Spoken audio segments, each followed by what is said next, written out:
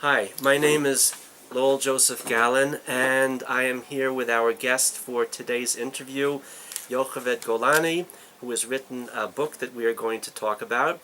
And I am on assignment here in the Land of Promise, filming our Love Israel with Laura and Lowell interview series for the new New York-based internet TV show, The Laura and Lowell Show.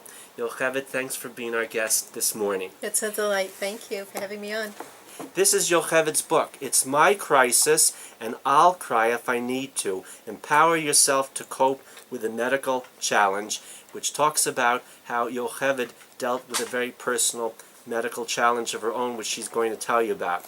Here I want you to see the book, beautiful cover, and we'll have all the information about where to order it and to learn more about Yocheved's book in the description that accompanies the interview.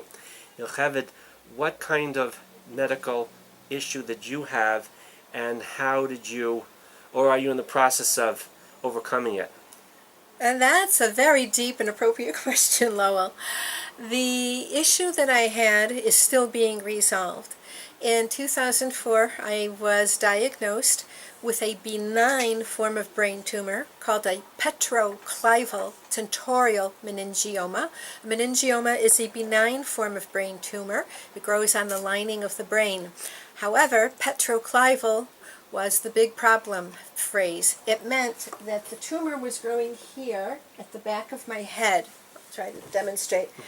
It had caught all the nerves of my body that control movement, speech, breathing, not breathing, it was close, it's hearing, all of the sensations and abilities that we have. If the tumor had grown larger, it would have pressed on the part of the brainstem that controls the breathing. That was quite a danger. So there was a very great need to get this benign brain tumor out of me. It didn't need chemotherapy or radiation at all. It needed surgery just to pull it out. That was a tricky issue. Thank God, an Israeli neurosurgeon succeeded with the project.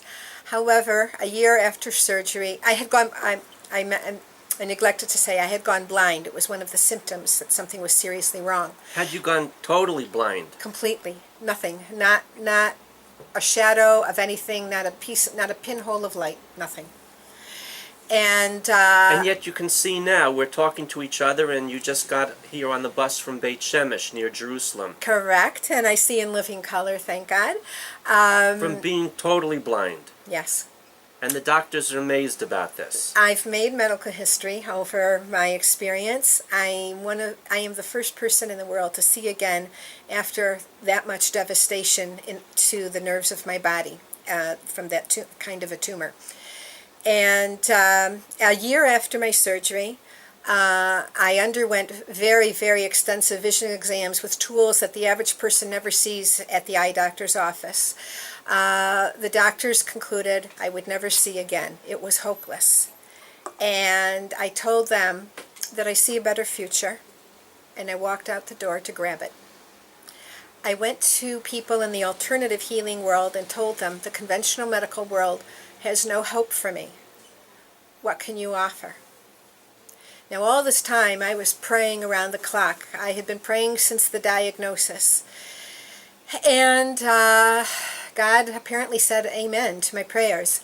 I found people in the alternative healing world, and they're listed here. They're listed here in the book, in the Global Resources section.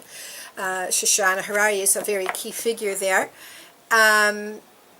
I went on a healing diet that was designed to repair the damage to all of the nerves that had been crushed by that tumor. And this is 2004, 8 years ago. Yeah, well, the alternative healing work began in 2006. Okay. Surgery was 2005. We began alternative healing the year following surgery, when the doctors told me there's no hope you'll ever see again. Was the surgery done here in Israel? Yes.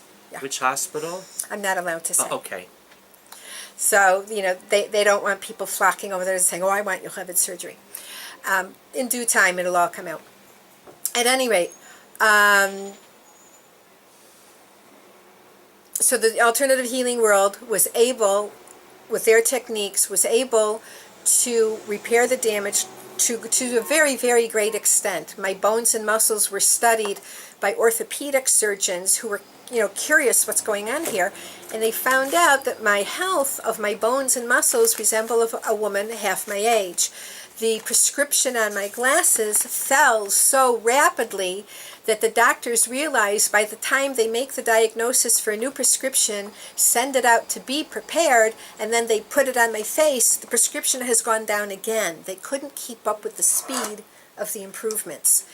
And so it's now, that's quite a story. I explain part of it in the book. And the reason that I explain it is the story is not about me. The story is about you. Because what I did to let all of that healing happen is something that everyone in the world can imitate and benefit from. I had a background in mental health. I'm certified in counseling skills. I was one of the first certified EMET leaders in the world. I helped Dr. Miriam Adahan to write her EMET book. I knew how to stay calm. I was frantic when I was diagnosed. I was crying. I fainted when the doctors told me it was a brain tumor. I hit the floor.